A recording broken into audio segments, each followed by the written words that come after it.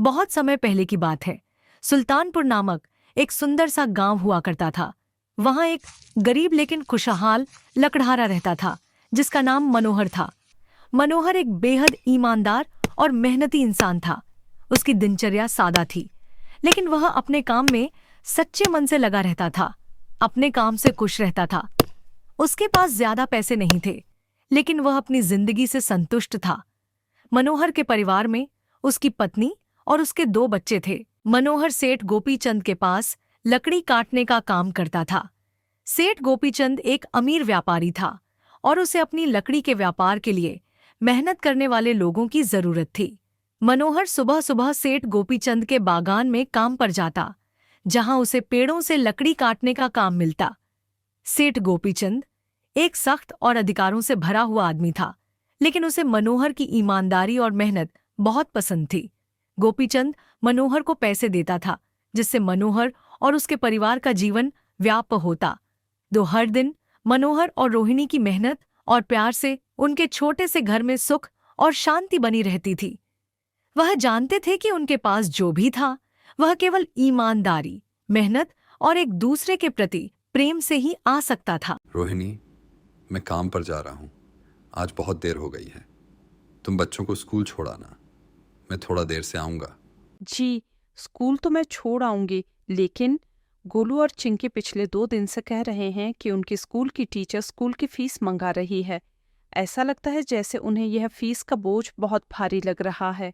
दोनों परेशान होकर घर में बैठे रहते हैं और बार बार कहते हैं, मम्मी अब क्या होगा, पता नहीं क्या होगा। क्या तुम भी कभी ऐसा महसूस करते हो कि इन छोटी छोटी चीजों का भी इतना असर हो सकता है? हाँ, तो जाकर दे आओ ना। स्कूल की फीस अब क्या कर सकते हैं। गोलू बोलू की परेशानियों का तो ख्याल रखना ही पड़ेगा। समझ नहीं आता, इतनी छोटी छोटी चीजें सिर में दर्द बना देती हैं। इन दोनों के चेहरे पर थोड़ा सा भी दुख नहीं देख सकता। क्या करूं, पैसा तो सब कुछ नहीं होता, लेकिन इनकी पढ़ाई में कोई कमी नहीं होनी चाहिए। अजी, कहाँ से दूं? आप जो कमाते हैं उसमें मुश्किल से घर का खर्चा चलता है। अब उतनी सी तनख्वाह में बच्चों की फीस का इंतजाम कैसे करूं? कह रही हूं, एक बात साफ साफ कह देती हूं, आप सेठ गोपीचंद जी से पगार बढ़ाने की बात कहिए। दिन पर दिन खर्च बढ़ता जा रहा है। बाजार में सब्जी लेने निकलो तो सब्जियों के दाम आसमान छू रहे हैं, और बच्चों की पढ़ाई का खर्चा, घर का खर्चा। अब इतनी कम तनख्वाह में कैसे गुजारा होगा, ये तो समझ ही नहीं आता। हिम्मत टूट रही है, ये क्या हो रहा है? हर महीने कुछ बचता नहीं, सिर्फ चिंता ही बढ़ती जाती है। क्या करें, समझ में नहीं आता। मैं आज ही सेठ जी से थोड़ा पगार बढ़ाने की बात करता हूँ। बस, अब और नहीं सहा जाता। घर की हालत दिन ब दिन खराब होती जा रही है। बच्चों की फीस, घर का खर्च सब बढ़ते जा रहे हैं, और हमारी पगार वैसी की वैसी। कितनी बार सोचा, लेकिन आज मन में ठान लिया है। अब या तो सेठ जी से कुछ मदद मिले, या फिर हमें खुद ही रास्ता निकालना होगा। नहीं तो कैसे चलेगा। यह हालत और कब तक बर्दाश्त कर पाऊंगा। इतना कहकर मनोहर काम पर चला जाता है। दिल में एक गहरी खामोशी थी, जैसे किसी बड़े तूफान का आभास हो। उसकी आंखों में एक अधूरी उम्मीद थी, एक संघर्ष था जो हर कदम के साथ बढ़ता जा रहा था। इस बार उसे सच में लग रहा था कि कुछ बदलना चाहिए, लेकिन फिर भी मन में यही सवाल था कि क्या ये सब सच में बदल पाएगा। काम पर जाते हुए उसके कदम भारी थे, जैसे उम्मीदों का बोझ और जिम्मेदारियों का दबाव उसके साथ चल रहा हो। अरे भाई, आज तो पगार का दिन है। देखो, अब ये सेठ गोपीचंद कोई ना कोई लोचा जरूर करेगा। हमेशा कोई ना कोई बहाना बनाकर पगार कम कर देता है। पिछले महीने तो उसने मेरी आधी पगार काट ली थी, ये कहकर कि जो मैंने गोपीचंद जी से उधार लिए थे उसका ब्याज बढ़कर 1000 हो गया है। इसलिए मैं तुम्हारी पगार में से 1000 काट रहा हूँ। अब क्या बताऊँ, इतनी मेहनत करने के बाद भी ये हाल, कुछ समझ नहीं आता। कोई दिन तो ऐसा आए जब मेरी मेहनत का सही फल मिलेगा। क्या मुझे भी कभी ये सम्मान मिलेगा? हाँ, सूर्या भाई, तुम एकदम ठीक कह रहे हो। यह सेठ गोपीचंद ना एक नंबर का चालाक और लालची इंसान है। एक तो दुगना काम ले लेता है और बदले में पैसे भी पूरे नहीं देता। हर बार नए नए बहाने बनाकर पैसे काटता रहता है। कितनी बार खुद को समझाया कि इस इंसान से उम्मीद रखना बेकार है, लेकिन फिर भी कभी न कभी उम्मीद की एक किरण होती है। अब तो दिल में सिर्फ गुस्सा और निराशा भर चुकी है। ये तो इंसान की मेहनत और ईमानदारी का मजाक बना रहा है और मैं कुछ नहीं कर पा रहा। हाँ भाई, मेरे भी। अगली बार जब सेठ गोपीचंद ने पगार काट ली थी तो दिल में गुस्सा और हताशा का तूफान उमड़ आया था। मैंने बस 2 छुट्टी ली थी जब मेरी बिटिया बहुत बीमार थी, और इस गोपीचंद ने इस बात का फायदा उठाकर मेरी पूरी आधी पगार काट ली। ऐसा लग रहा था जैसे मेरी मजबूरी का पूरा फायदा उठाया है। उस समय तो दिल में यही ख्याल आया कि क्या इंसानियत नाम की कोई चीज बची है। बच्चे की बीमारी में भी मैंने सिर्फ अपने परिवार की चिंता की, और ये आदमी बिना किसी दया के मेरा खून चूसने पर तुला था। अब हर बार यही डर लगता है कि अगली बार फिर से कोई नया बहाना बना देगा।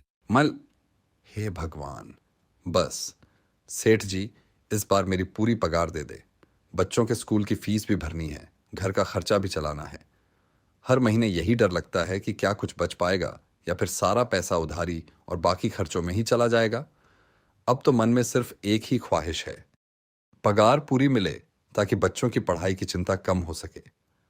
मेरा दिल बस यही कहता है कि अगर इस बार भी पगार काटी तो मेरा क्या होगा? क्या मेरी मेहनत कभी सही मायने में अपने परिवार के लिए काम आएगी? ऐसे सभी लकड़हारे अपने काम पर लग जाते हैं। उनका चेहरा एक अजीब सी मजबूरी और संघर्ष की कहानी कह रहा होता है।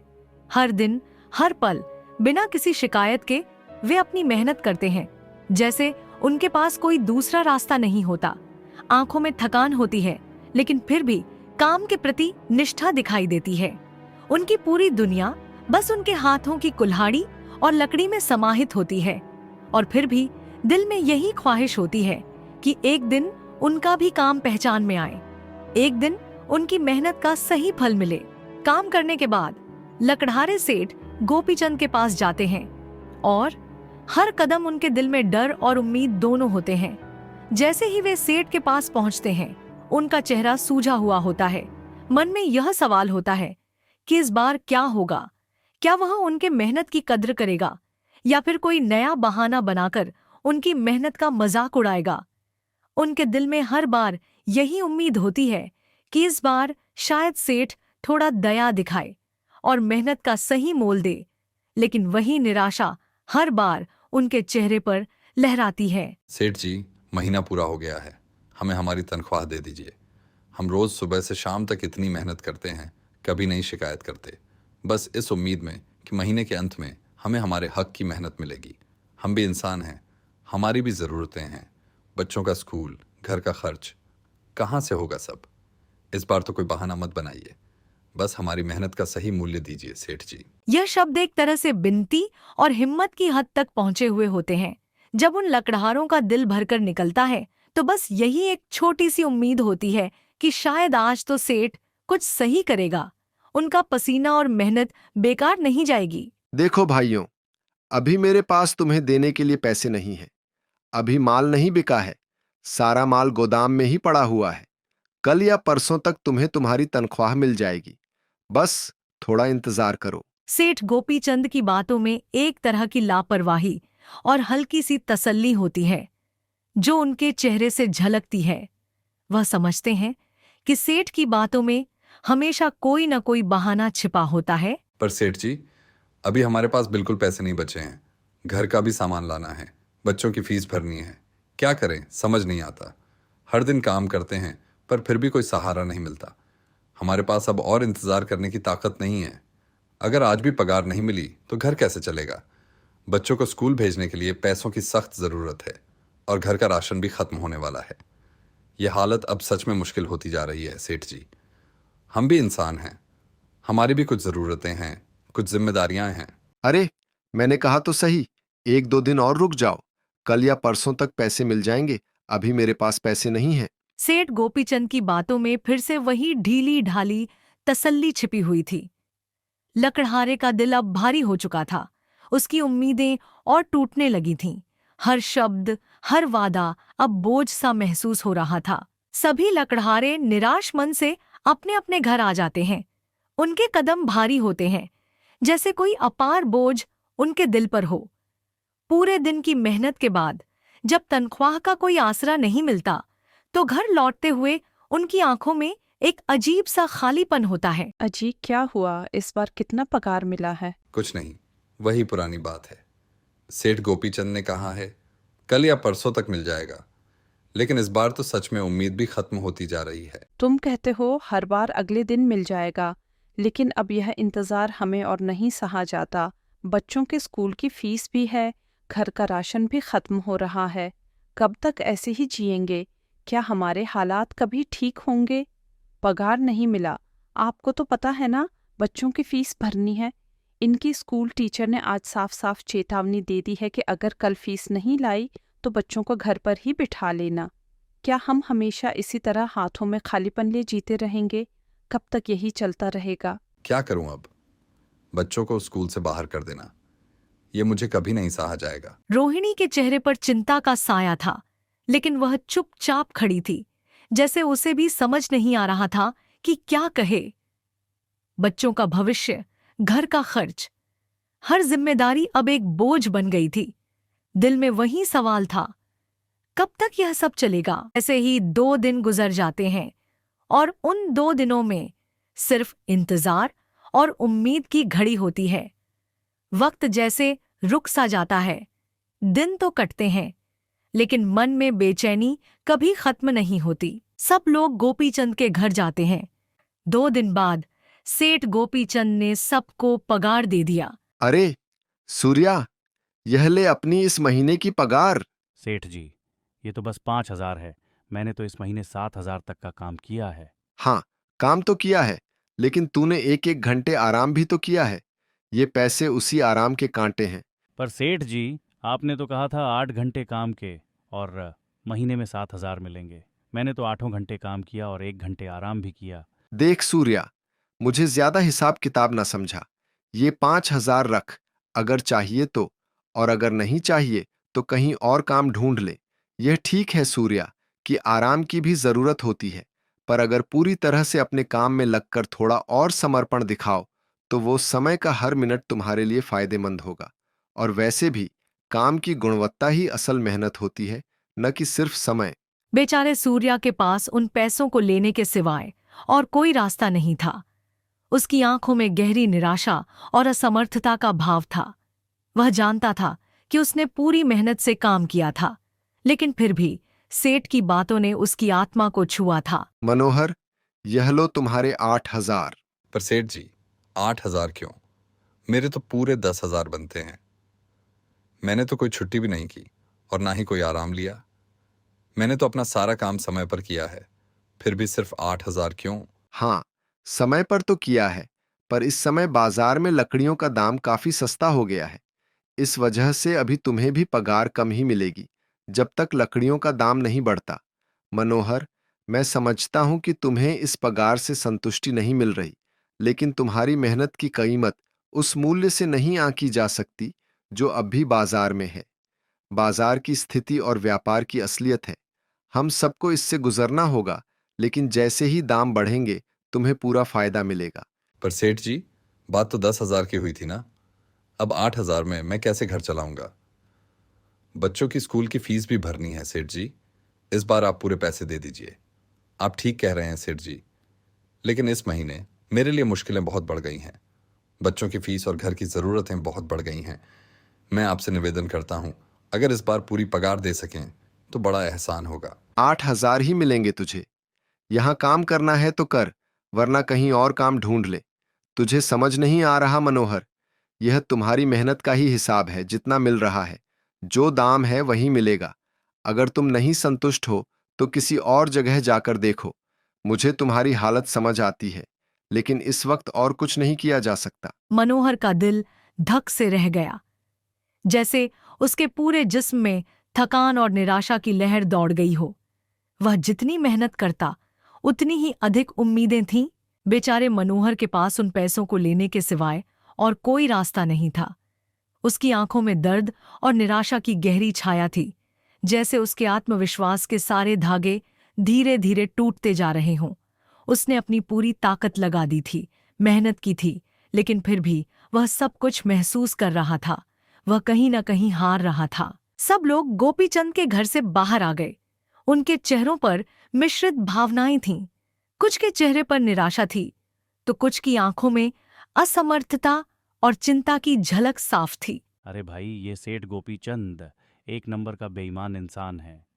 सारे पैसे अपनी जेब में भर लेता है और बहाने बनाता है कि लकड़ियों के दाम सस्ते हो गए हैं। देख लेना, हम गरीबों की किसी ना किसी दिन इसे ज़रूर हाई लगेगी। अगर हम सब मिलकर आवाज़ उठाएं तो शायद उसे अपनी गलती का एहसास हो, लेकिन आज नहीं तो कल यही बेईमानी इसे खुद पर भारी पड़ेगी। नहीं सूर्या, ऐसे नहीं कहते। वह हमारे अनन्यदाता हैं। आखिर उन्हीं के वजह से तो हमारा घर चल रहा है। समझो सूर्या, हमारी जिंदगी में हालात हर समय बदलते हैं, लेकिन कभी कभी हमें वो चीज़ें समझनी पड़ती हैं जो तुरंत हमें नहीं दिखती। गोपीचंद की मदद से ही हम आज इस स्थिति में हैं और हमारे पास यही एक रास्ता है।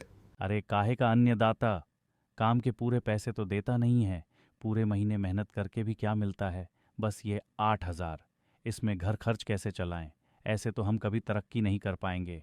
कभी तो हमारी मेहनत का सही मोल मिलना चाहिए। हम रोज़ काम करते हैं, अपना पसीना बहाते हैं, लेकिन फिर भी हमारी ज़िंदगी में कुछ नहीं बदलता। कैसे तरक्की करेंगे हम? अगर यही चलता रहा तो कभी भी हम अपनी स्थिति नहीं बदल पाएंगे। सिर्फ हमारी मेहनत ही नहीं, हमारी उम्मीदों को भी वह कुचल देंगे। सूर्या का दिल भर आया था, जैसे उसका धैर्य अब जवाब दे गया हो। उसकी आंखों में एक खामोश आक्रोश था जो अब फूट पड़ा था। वह पूरी मेहनत से काम करता था, दिन रात अपने परिवार के लिए संघर्ष करता था, लेकिन फिर भी उसे जो मिल रहा था वह बहुत कम था। और हम कर भी क्या सकते हैं सूर्या? हमें लकड़ी काटने के सिवा और कोई काम कहाँ आता है? और अगर कोई काम खोलना भी चाहें तो उसके लिए हमारे पास इतने पैसे कहाँ हैं? अब जो भी हो, हमारा तो बस यह सेठ गोपीचंद ही सहारा है। गोपीचंद ही हमारा सहारा है। हम चाहे जितना भी मेहनत करें, अंत में यही हमारे पास रहता है। कुछ देर बातें करने के बाद सब के सब अपने अपने घर की ओर निकल पड़ते हैं। उनके कदम भारी थे, जैसे उनकी पीठ पर दिन भर की थकान और दिल में ढेरों अनकहे सवाल लदे हुए हों। हर किसी का चेहरा कुछ ज्यादा ही उदास और थका हुआ सा था। मनोहर घर पहुंचते ही कुछ देर के लिए चुप खड़ा रहा। जी आ गए आप। कितनी पगार मिली है? इस बार सेठ जी ने बस 8,000 ही दिए हैं। मनोहर ने थकी हुई आवाज में कहा, और उसकी आंखों में एक गहरी निराशा थी, जैसे उसने अपनी पूरी उम्मीद और मेहनत उन पैसों में ढलते हुए देखी हो। बस 8,000? इतने में कैसे घर चलाएंगे? बच्चों की फीस में ही 6,000 निकल जाएंगे, फिर 2,000 में क्या करें? इतने में तो कुछ भी नहीं हो सकता। फिर घर के खर्चे, राशन, बच्चों की ज़रूरतें, सब कुछ बहुत मुश्किल हो जाएगा। अब मैं क्या कहूँ रोहिणी, अब तुम्हें इसी में ही गुजारा करना होगा। तुम सबसे पहले बच्चों की फीस भर देना, इसके बाद बाकी का मैं देखता हूँ। अजी, आप क्या देखेंगे? सेठ जी से पूरे पैसे तो मांगे नहीं गए। अब आपसे क्या उम्मीद करें? हम ही कितनी बार समझा चुके हैं कि हमें पूरा हक चाहिए। रोहिणी की आवाज में हल्की सी नाराजगी और निराशा थी, जैसे उसने अंदर से बहुत कुछ सह लिया हो और अब उसे समझने की जरूरत हो। नहीं रोहिणी, मैंने सेठ जी से पैसों के लिए कहा था, पर सेठ जी ने साफ इनकार कर दिया और कहा, यह लेना है तो लो, वरना कहीं और काम ढूंढ सकते हो। हम लोग क्या कर सकते हैं रोहिणी? यह तो बहुत गलत है मनोहर। तुमने इतनी मेहनत की, फिर भी उन्होंने साफ मना कर दिया। क्या यह ठीक है? मैं सोच रहा हूं कि लकड़ी काटने के बाद कहीं और भी काम ढूंढ लूं। सेठ जी के यहां से काम करने के बाद मैं दूसरी जगह पर काम करूंगा। इससे कुछ ज्यादा आमदनी हो जाएगी। आज ही मैं सेठ जी के यहां पर काम करने के बाद और भी जगह काम ढूंढने जाऊंगा। कुछ तो बदलना चाहिए रोहिणी। मैं नहीं चाहता कि हम हर महीने इसी तरह से फंसे रहें।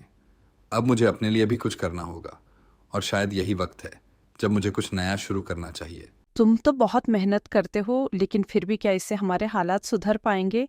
जो भी फैसला तुम लो, मैं तुम्हारे साथ हूँ। मैं तुम्हारे साथ हूँ मनोहर। इतना कहकर मनोहर धीरे धीरे घर से बाहर निकल जाता है।